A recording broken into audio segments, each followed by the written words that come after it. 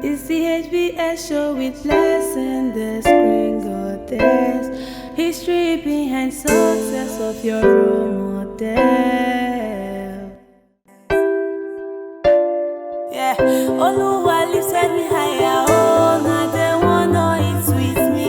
Now they wanna drink with me. Now they see me as something. But I can't forget yesterday when they saw me as nothing.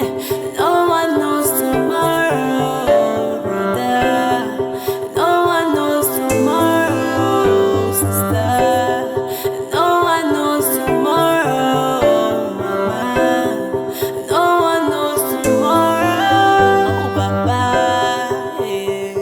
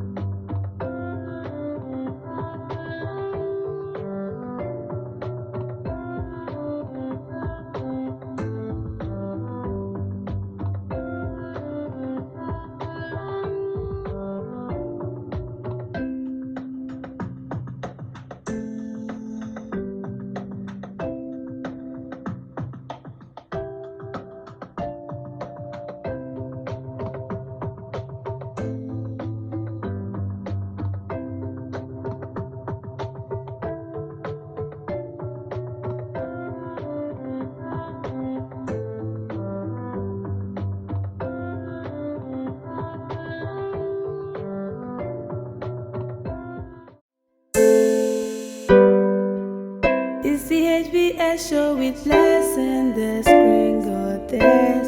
History behind success of your role model. Wow, good to have you again on the program HBS show History Behind Success. My guest on this program, his story will encourage you. You have every reason to learn something from his story. Who is this man? My guest is a lifesaver.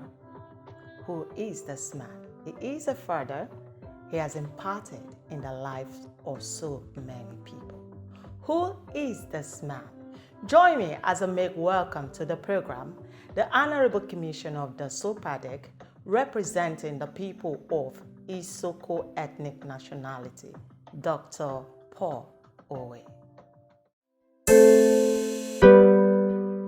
It's the HBS show with lesson the screen goddess.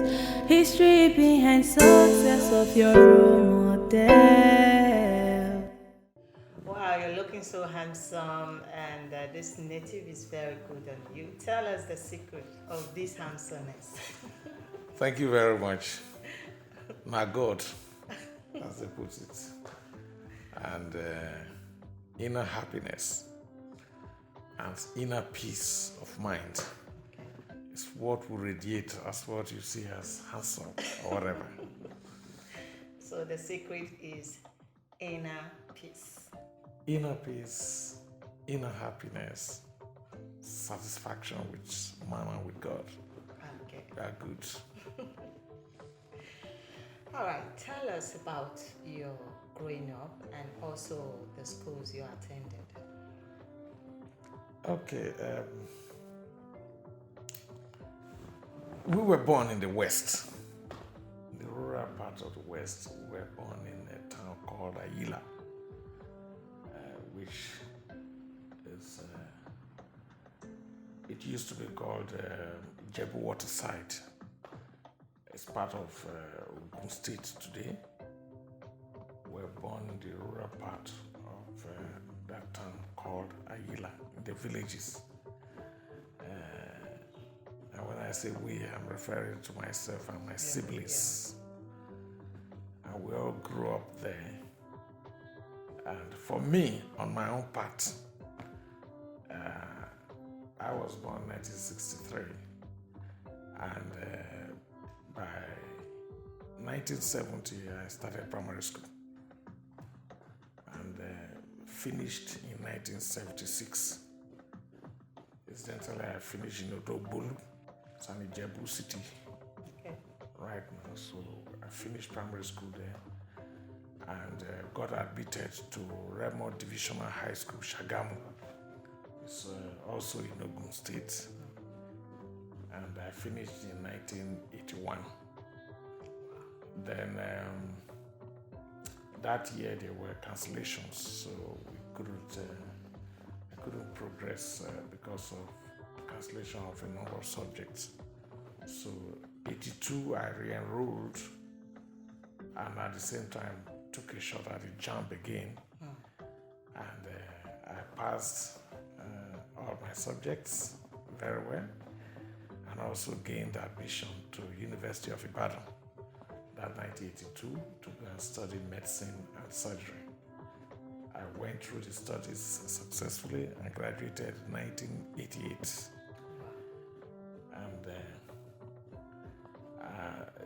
I went for the compulsory one-year internship, which all doctors must do. Okay, before going to internship, you're growing up, were you born into the silver spoon or the wooden spoon? Which of these? Well, let's just say completely wooden spoon. The spoon was thoroughly wooden. You know, we were born in very, very deep villages where our parents were poor farmers. My father was involved in tapping, Bangana. Yes. Production of oil. Yes. And they also farm cassava and yam and such other farm produce. But they did that at subsistence level. Okay. So there's very little they could produce. So feeding and sending children to school in the 60s and 70s was a challenge. So, but on my part, I thank God that through the thick and thin, I made it through school as if the spoon was in fact silver. So people may think that, maybe the fund was there, but it's really seriously challenging. So what was the magic at that time? Yes, well, like I always say, wherever I talk to people, which is a fact, as at the time, I'm second to the last born of my father and my mother as well. And by the time I was born, I grew up knowing my father as an old man. Oh, okay. So the means was very, very limited indeed. And so somehow my elder brother, which is the first son of my father, had been able to push it through secondary and teacher training college, which fetched him some teaching job. Okay. And right from that stage, he had taken me on. So I became part of his body from all the way from primary school through secondary, through university. Wow. So you can now see where this spoon became a silver. Yeah. But he did that at a great cost because the earning of a TC2 teacher is not really that much too. So I had to do a lot of management and conservation to ensure that the little earning was sufficient to carry him and his burden and also take me along. And through that, by the special grace of God, we went through, and I can say we succeeded in that. Today, I'm a doctor. He's retired now from service. He's a pensioner, and he's living well too. His children too have grown up. Okay. Did you in any way at that time do any menial job?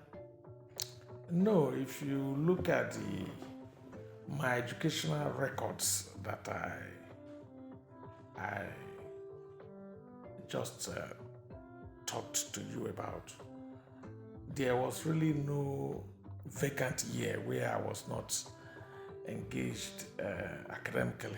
Okay.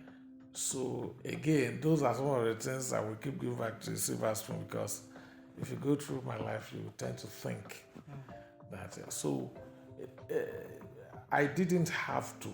The only time I wanted to was in 1981, after our secondary school results. Some of the subjects had been cancelled.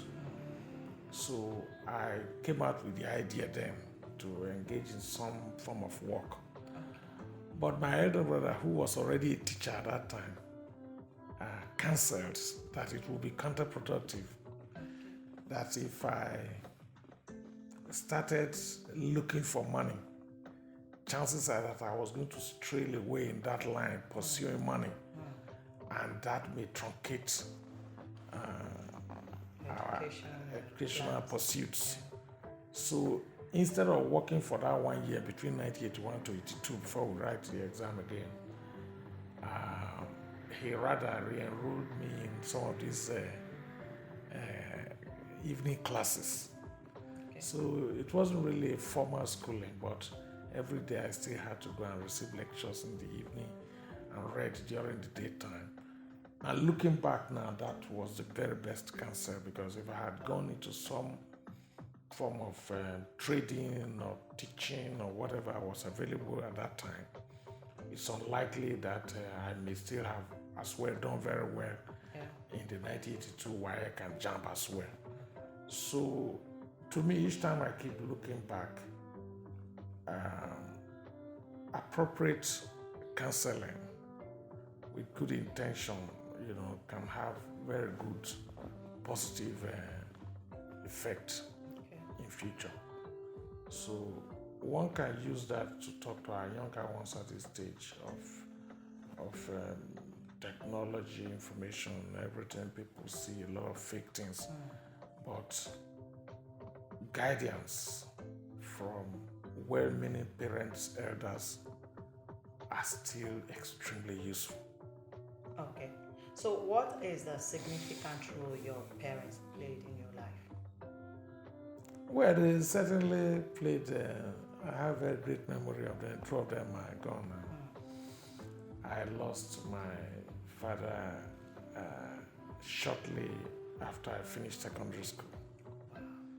But he was very happy, because at that time, my elder brother too just finished university. Okay. So in 1 year, he had a secondary school graduate as well as a university. Now, if you know the background we are coming from, it looks impossible. Yes, it's massive. If you are in the city or a rosier background, those look like things that are taken for granted. Yeah.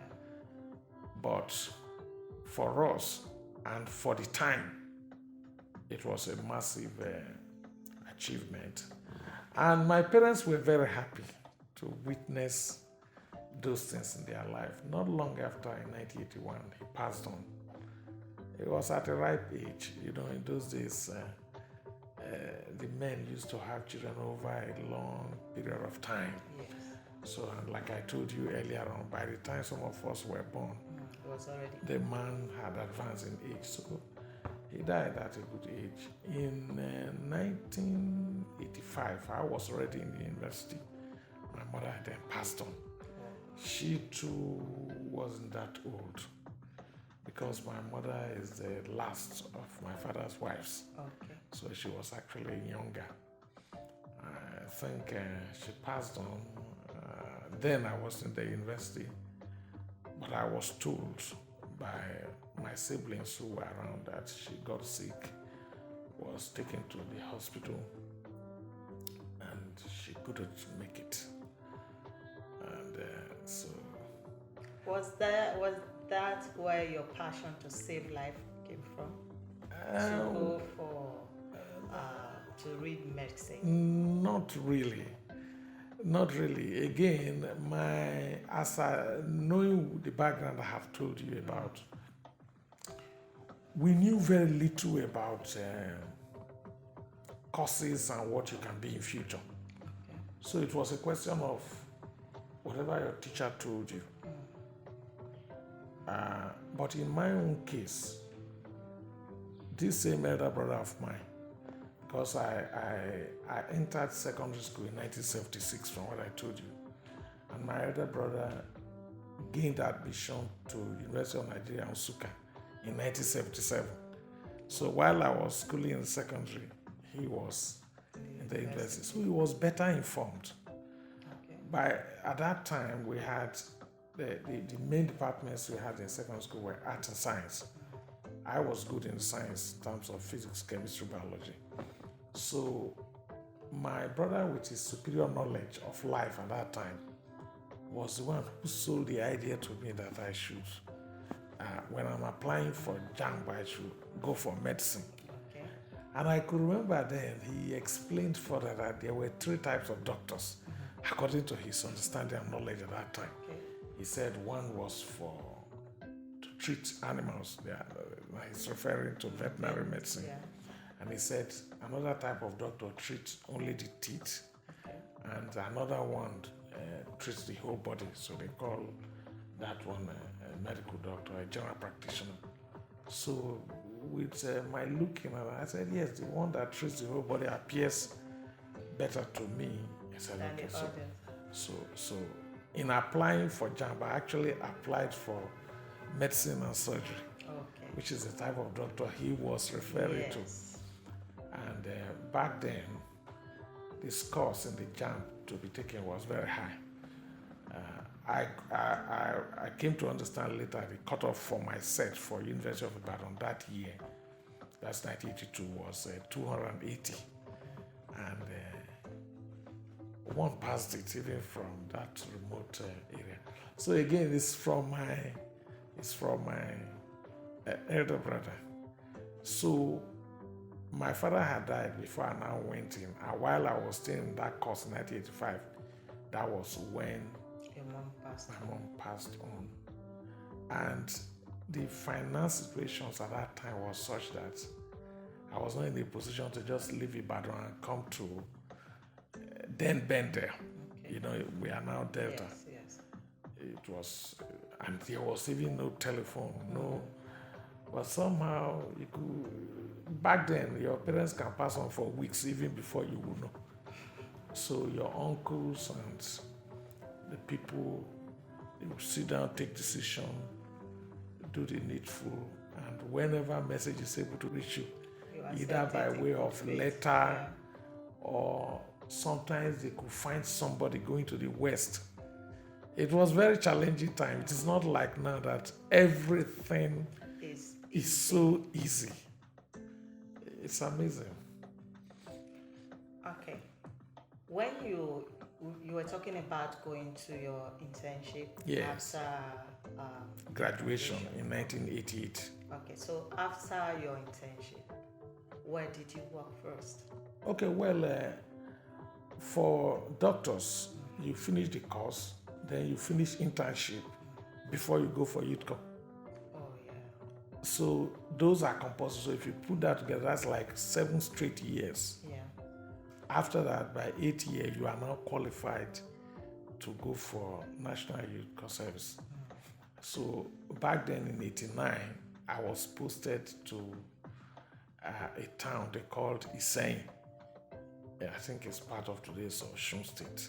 Okay, same West. Yes, same West. And all these were coincidental. There was no, in fact, of course, I didn't have anybody to influence anything. So whenever I apply, I allowed it to go through system. And my posting came out as Isoko. Yours now today's Osun State, I should think. And there was that was in a Catholic environment hospital. They were very good. They had some senior doctors there, they were very good, and the training there, hard work and everything. It was one memorable year in my life. I used to have one of our consultant surgeons, Dr. Jagbimi. I think he's somewhere in Ilobu right now in Osun State. Still there, I understand. He was a very nice man. He was teaching us rudiments, applying. It looked so tedious because sometimes he will call you out of your house when you are not on call. Your comfort zone. Yes. He didn't have regard for any timetable. His job, he just bring you and say he wants you to learn something. Well, we could grumble inside, but we had to go. But looking back now, he was a great man. We learned so much from him, those who wanted to apply themselves. Yeah. And upon finishing from there, I found out that the knowledge, the skills one acquired from them became useful in seeing you through life. Because when you now go to the world, you can only put forth that which you know. So if you had gone through without thoroughness, without applying yourself, you have so little to offer. And for me, some of those moments, I cherished them, and they became highly invaluable to me in life. So I finished Youth Corps in 1990. And then after, those are like decision time, what next? There's, you could go for specialization, you could go looking for job, you could go into the corporate world. There were so many things, but I decided to work in a private practice, one that was readily available. Two, the pay is going to be, at least on the short run, going to be higher than what government had to offer then. So, and because of the crunching, economic background, I felt that was the way to go. So I came back home to Delta here now and joined a senior colleague in his practice, Oweh clinic. It's in Oweh. So he employed me as his one of his medical officers in 1990. I had a very good working relationship with him. He's late now too. In more recent years, he fell sick and he didn't make it too. But he's a very good man. I worked with him for 2 years. That is 1990 to 1992. Okay. And in that year, I felt I had done enough to take a shot at my own line. So I left that job voluntarily and came to Oweh in Isoko South local government, and in that year established Oweh Memorial Clinic. Wow. So I started in 1992. I have been operating the clinic since that time till date. And as I speak to you, the hospital is still functional. It's doing well, and we have grown from a very small site to the site you see today. Okay. So how was your early beginning like? Yeah, early, little beginning, rough, challenging, suspense. Like I have told you, my only source of income between 1990 and 92 is the pay from my boss. Private hospital. Now, when you pull out, of course, nobody's going to pay you again, isn't it? Yeah. So I had to start. And I started the practice with whatever is left of what I earned from my employers. So the interesting thing I want to tell you about how it went at the beginning was like, after I opened the place, the first 2-3 days, nobody was coming. So panic was going to set in. I'm like, I'm finishing the money I have. Yes, nothing is. And nobody is coming. So supposing this situation goes on for a month or two, very surely this money will finish. And How do I cope? are you going to beg for money? But somehow, after a couple of days, 1 or 2 persons begins to branch and try to find out what is going on here. Most of them, they want to know whether you are really a doctor or your hospital is legitimate. They ask funny. But what I do is I ensure that I don't take offense at any question. Even if they look derogatory, it doesn't bother me. I will answer them. And a particular man came and he asked me the question if I was actually a doctor, and I said yes. I showed him my certificate and license photocopies, and he said okay. So he left, and he came back not long after with his wife, who now became the very first patient of the hospital in June 1992. And thereafter, other people began to come, and breakthrough coming when, after about a month or so, we did our first cesarean section. And then we did some appendectomies. Wow. And then we did some hernia repairs. And people said, truly, say, doctor. Started going around. And the results were good. Yeah. Because in private practice, you try not to register unnecessary casualties. If you do, the people will not. Apart from the fact that you run the risk of sanctions from regulatory bodies if they find out that you didn't do the right thing. But that apart, the general public, they don't want to know whatever happened. They don't like casualties. Yes. Nobody likes it. Nobody likes it. So we had to be very careful. And that meant you had to know your limits. You had to know when to refer. You had to know the cases you take on. And if you take these decisions correctly, which I believe I did largely right, you will progress. And over the years, especially in the 90s, we became some sort of local celebrity here. Everybody was all over us. But we were not carried away because we had to, whatever was beyond our limits, we had to firmly let the patient know that, yes, we've done quite a few things, but this one must go this way.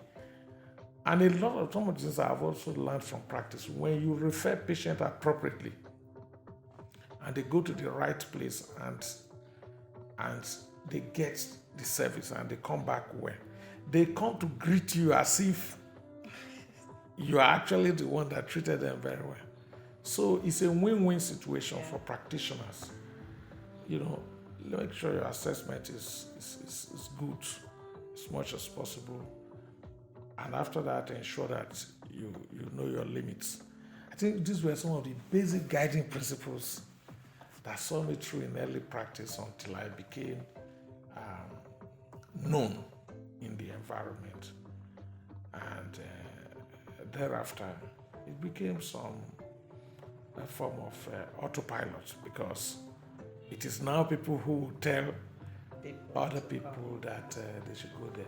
And I try to impact some of this knowledge into my younger doctors, that these are the ways to go so that the public confidence will be built in you.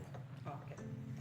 In case you are just joining us, it is HBS show, and our guest on this program is Dr. Paul Oweh, the Honorable Commissioner of Desopadec, representing the good people of Isoko ethnic nationality. Stay tuned.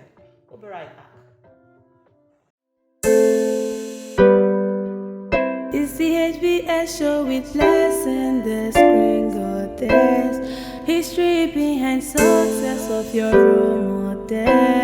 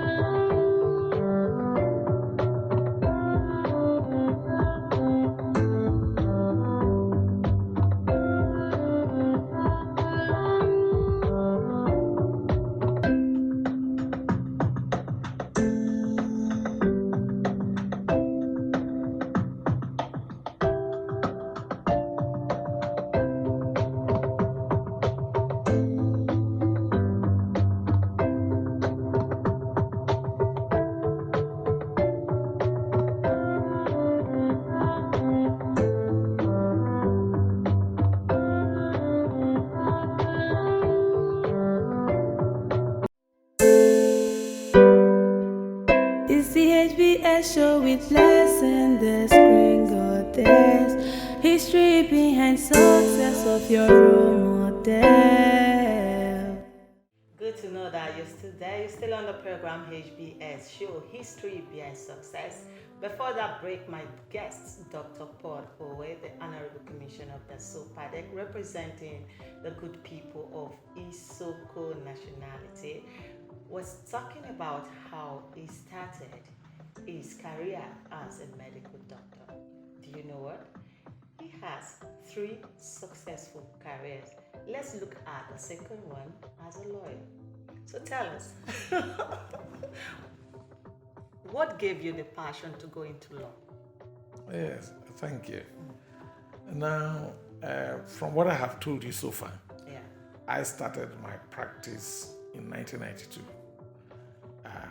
here in Oweh. Okay.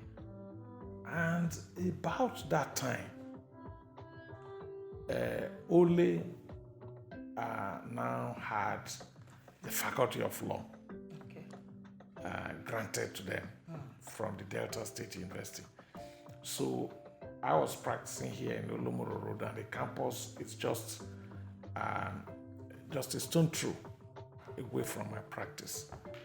Now, one of the things I have tried to do in my life is to take advantage of what my environment can offer me. And that's what I try to do anyway. If I get to any environment and I look at whatever I can do in that environment to... You dive in immediately. Yes.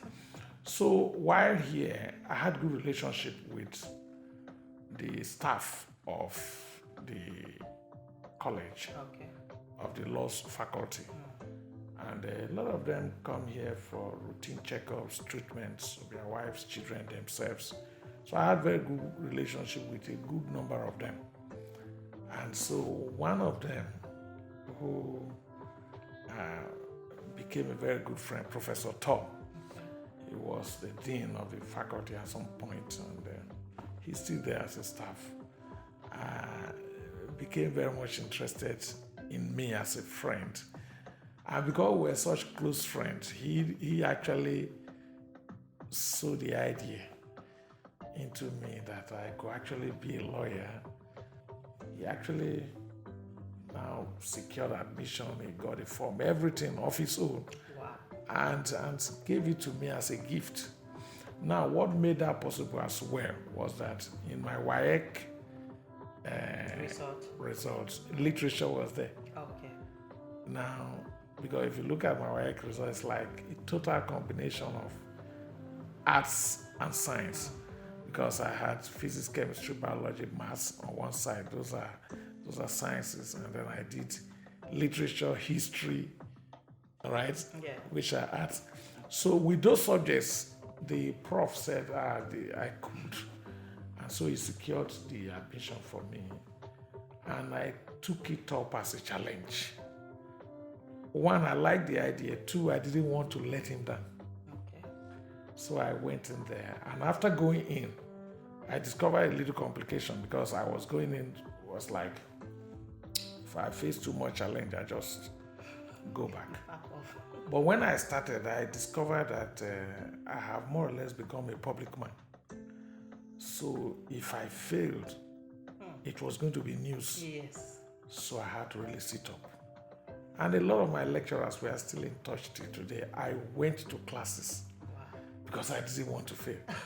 I listened to them, I studied very hard, and I came out with 2-1. Wow! I'm telling you. That's a good one. And a lot of my lecturers were still friends till today, and they were. In fact, I was encouraged to start a master's program, and I was on it when in 2013 I had a federal appointment as a federal commissioner. That took me to Abuja. So they were still trying, but I felt the troubles were too much. So I couldn't cope. So that's how I ended my law at first degree.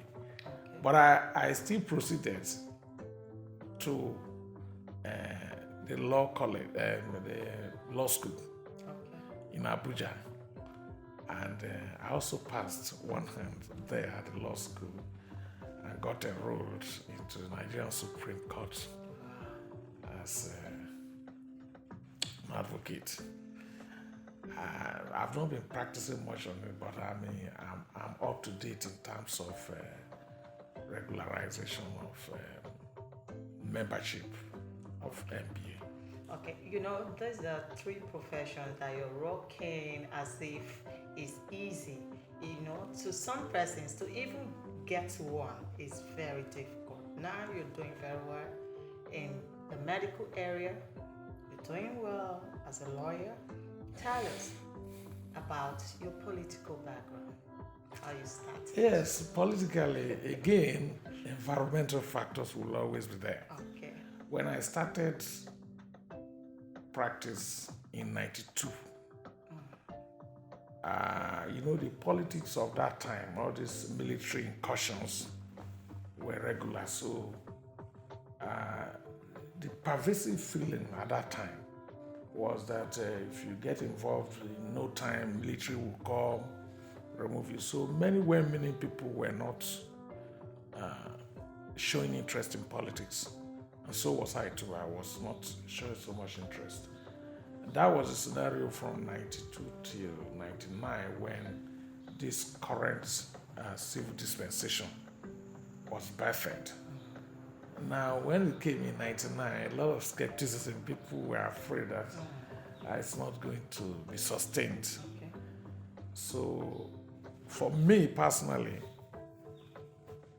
I didn't get directly involved, but I supported 1 or 2 candidates in PDP.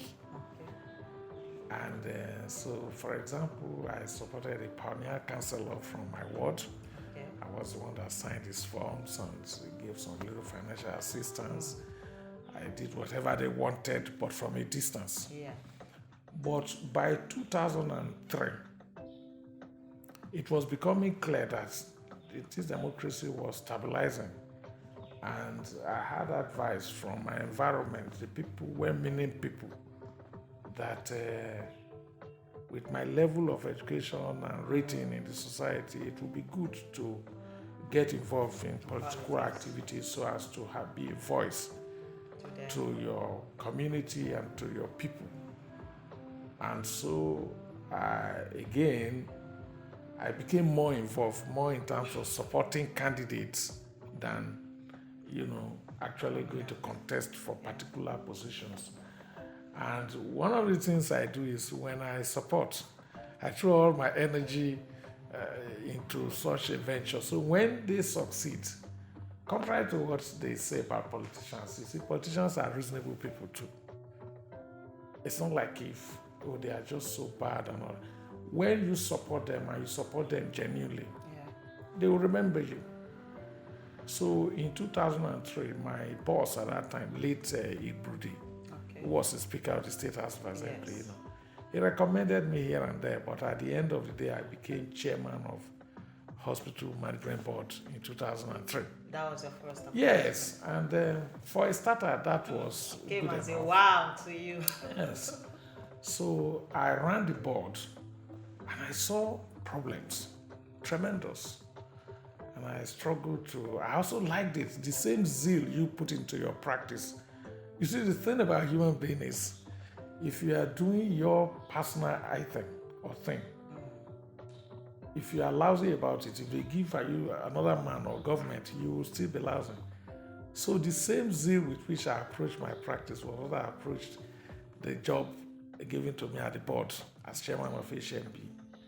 And back then, we did a lot in terms of trying to instill discipline, trying in terms of welfare, with the little that we had. And I can tell you that I was recognized. In fact, if I may just tell you this piece, you can check it out. Okay.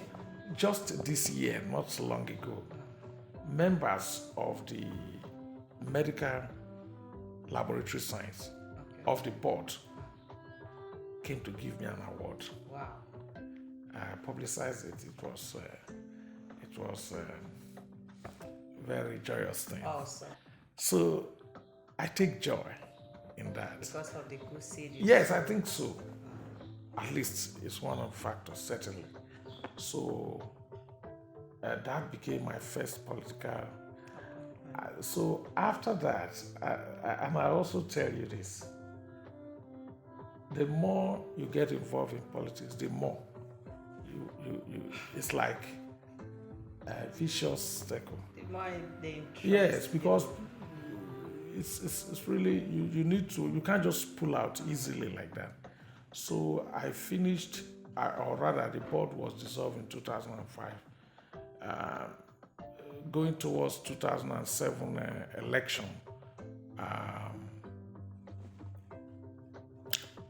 I was now made a member of the state executive council of PDP as an ex-officio, So I took that up till 2011 when that tenure finished. And then we went for election. And that was Governor Draga's second coming. Yeah. So in 2013, that's 2 years from there, that's when I had a federal appointment by President Goodluck Jonathan as a federal commissioner. And again, I served in that capacity, representing South on the board of National Assembly Service Commission till 2018. It's a 5-year full-time tenure job. And then I finished and came back home. And again, this time now, it fell on Governor Kowa's second coming. Okay. Because in 2019, I had a second term. Yes. election. And then he again invited me and gave me this appointment. I'm very grateful to him. This time he has asked me to represent the good people and the bad people of Isoko ethnic nationality on the board of Desopadec. And that is the job, the government job that I'm doing till now as you speak to me. Okay. Yes. Wow, that's a good one. Do you know that you married a very beautiful wife? Thank you. So tell us, how did you meet your wife? Okay. I met my wife, I think in precisely December 1990. I told you I just returned from the West to Bender then in 1990. And I will also tell you this. As I came in, I was on my own. I didn't have a girlfriend. Certainly not in Bender. I was just on my own. And in December 1990, a friend of mine, he's a doctor, we were in the camp together in the West. He too now was working in another hospital in Ukele, Ufo Hospital then, but we were friends. So I think around December 25th or something there, during the festive period, he came looking for me. And he saw that I was in the house alone. I locked everywhere. I was in a big flat there. And I was locked up. I just sleeping. And he was like, why am I not up? Don't I have people? Don't I have relations? Don't I have girlfriends, somebody? So I said I was enjoying my peace sleeping alone also. He said, he's going to introduce me to a family that has girls and I would like them. They are well-behaved set of people and so on and so forth. So he actually came out and followed him to the family. And then he said, this one, she was an undergraduate at that time. He was studying French in Abraka. And then I said, yeah, it's a fine girl, it's okay. And then I talked to her. And then she was interested in me as well. We became friends. In 1992, we married formally. And we had our first child in 93. And we have been together since then till as I speak to you. You just mentioned now that she's beautiful and hot.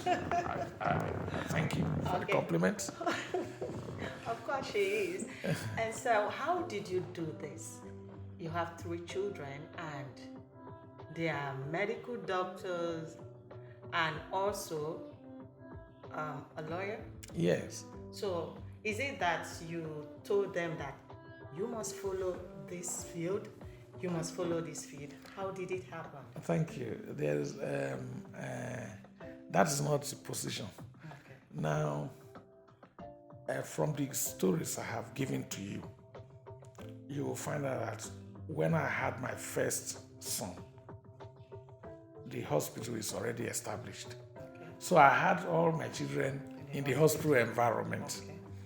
So even while they were going to primary school in particular, because in secondary school they started leaving home for boarding schools. But when they were in primary school, they come back home and they see me in the hospital environment every time. In fact, like my senior son who is doing residency in surgery now, he always wanted to follow me to the hospital and I would look for ways of trying to put him at home. So whenever you ask them what they wanted to be in life, it was very easy for them to say, I'll be a doctor, because it's like that's just what they see every day as they wake up. They know about emergencies, they know about labor, they know about, because quite often these calls will come in. Yes. So that's what they know. And some of them will be like, yeah, so I will be this, so I will be assisting you, Daddy. I said, it's all right. So that was it. And many of them held on to it until they got to secondary school and they are going to Oweh or whatever. Now, the 2 boys who are the senior ones held on to it. They eventually went on and got admitted for medicines, and they are doctors now. But my daughter was also saying that in the early days. But somewhere around JS3 or so, she came to me one day and said she doesn't want to be a doctor again. I said, that's good. So what do you want to be? She said, law. I said, that's good. She said, so she will drop some of the science subjects. I said, that is perfect, anyone you like. And again, she went on and got admitted to Base University Abuja and finished.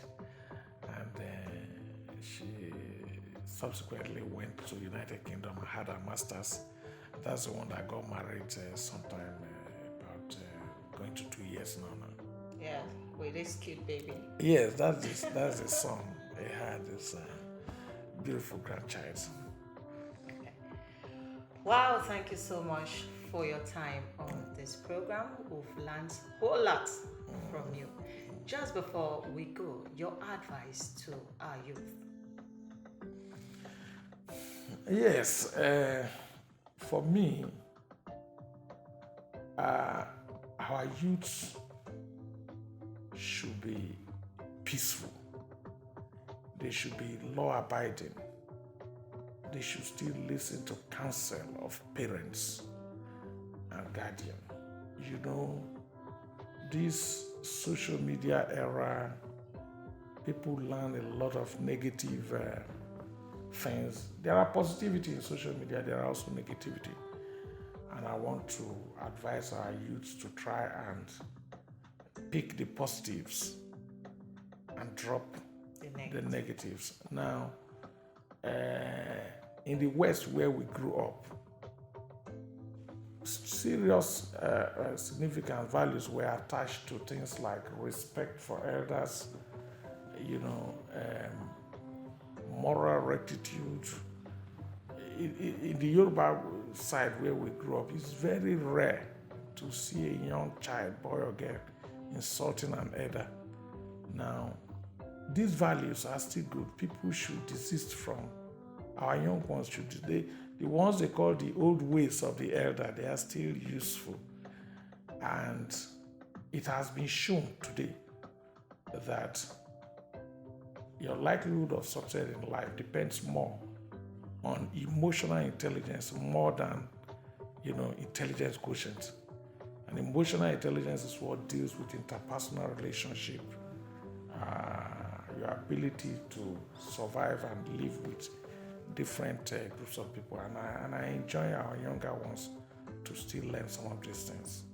All right, thank you so much, sir, for your time on this program. Yes. We've come to the end of the program, HBS Show History Behind Success, and our guest has been Dr. Paul Oweh. I liked what he said. He said, pick the positive and leave the negative. And also, youth, listen to your parents and your guardians. Don't forget to subscribe to our YouTube channel, HBS Show with Blessing. I am Blessing of Omeo. We'll do it again next week. It's the HBS show with Blessing, the screen goddess.